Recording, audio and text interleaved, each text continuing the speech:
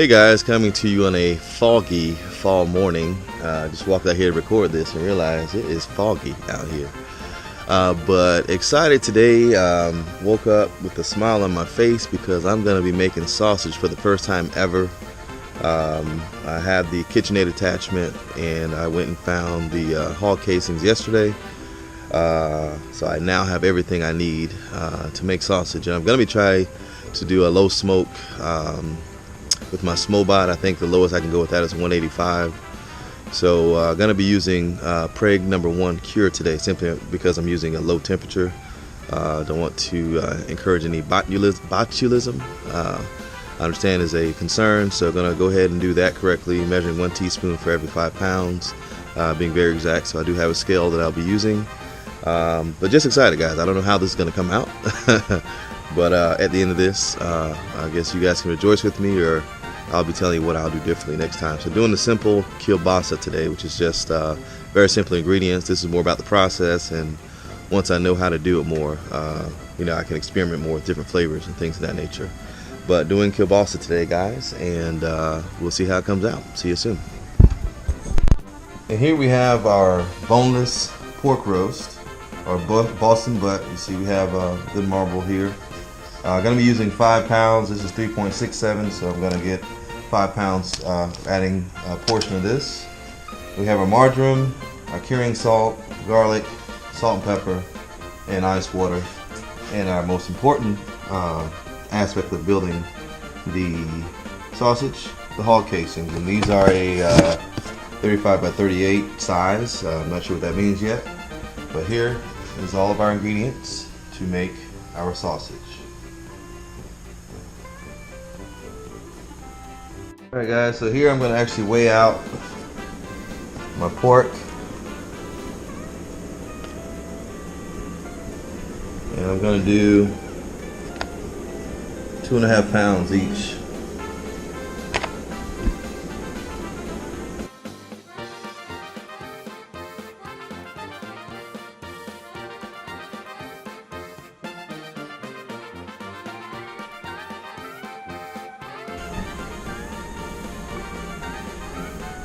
That's 2.5 pounds, and they do 2.5 pounds more. Alright, so here I've used my scale to weigh out precisely 5 pounds of pork. That's important because we're going to be using the Preg #1 curing powder. So you don't want to guess on the weight. So you definitely want to have that in order to be able to use the frog powder. So that's 5 pounds exactly.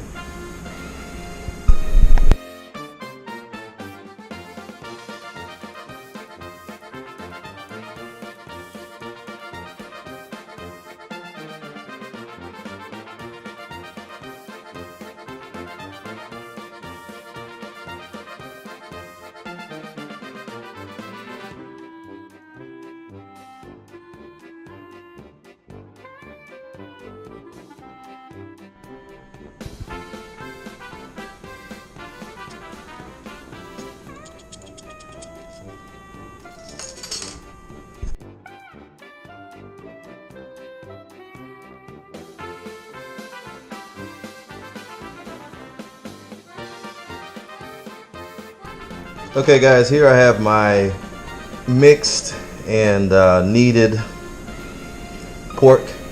I do want to point out that the seasonings and the cup of water should be mixed together before placing in the meat. In my rush and my haste, I dumped everything in right away, so to make up for that, I make sure I mix it very well. So as you notice, I'm still in the ice bath, so you want to actually literally your hands need to be uncomfortable. That's how cold you want this meat. You don't want it to get room temperature. But I got all the marjoram, all the black pepper, the salt, and garlic in there, and letting it set up while I go ahead and set up my sausage maker here, and going to see how this thing works. So wish me luck.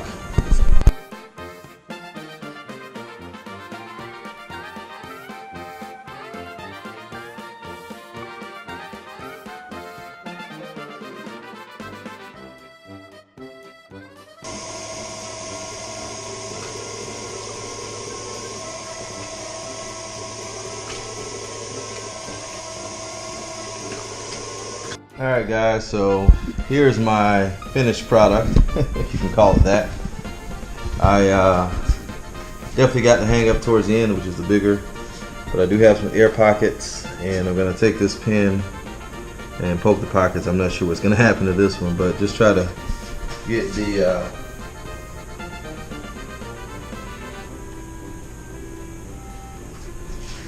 I just took this off of a burner.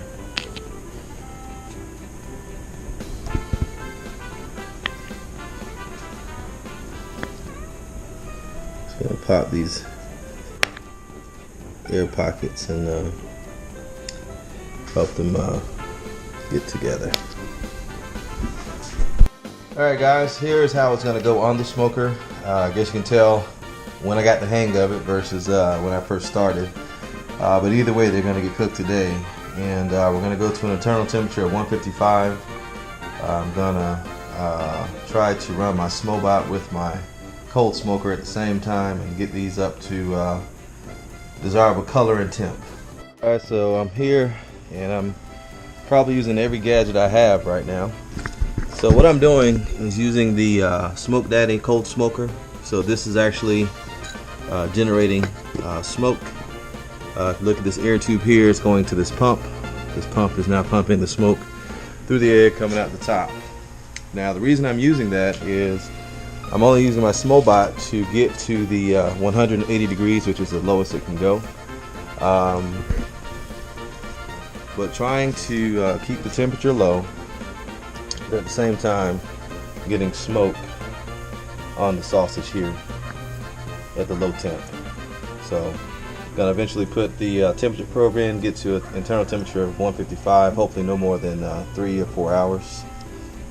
But that's how we are. First hour in, first minute. I will check back in an hour and see how that smoke is doing. But yes, using the Smobot to control my temperature at 180 and the Smoke Daddy cold smoker, who's your Smoke Daddy cold smoker, to generate the smoke that I want, and low and slow. See what happens. Alright guys, I just want to give a report. We're about an hour in and I'm not going to actually raise the lid simply because we're sitting perfectly at 180, really more at 175 right now. But just want to show plenty of smoke, and all that is being generated by the Who's Your Smoke Daddy cold smoker. And again, this is a pump just like your average fish tank pump, pumping the air. Smoke in the fire is in here, plenty of smoke, and it's pumping it through the egg, getting plenty of smoke on the sausages. However, still only 175 inside, so we're getting plenty of smoke without the heat. So a combination of my Smobot and cold smoker, going pretty well after 1 hour. Guys, here we are at about the 2 hour mark. We're still sitting at actually 169 right now, so this thing is really keeping temp, but I just want to get a good look here after 2 hours, which should not affect the controller temperature too much. Alright, so they're getting a little color, still getting a good amount of smoke. I'm happy with that.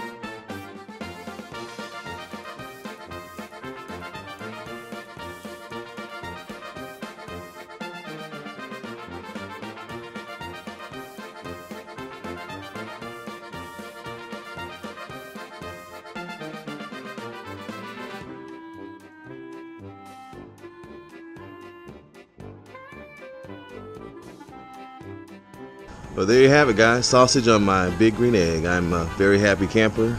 Kept it at 180 for about 4 hours, along with the Who's Your Daddy coal smoker pumping out the smoke for 4 hours. I definitely recommend you guys, if there's a way to do a cold smoke unit along with the fire. I'm not sure if you can keep the green egg at 180 without using this process. I could be wrong.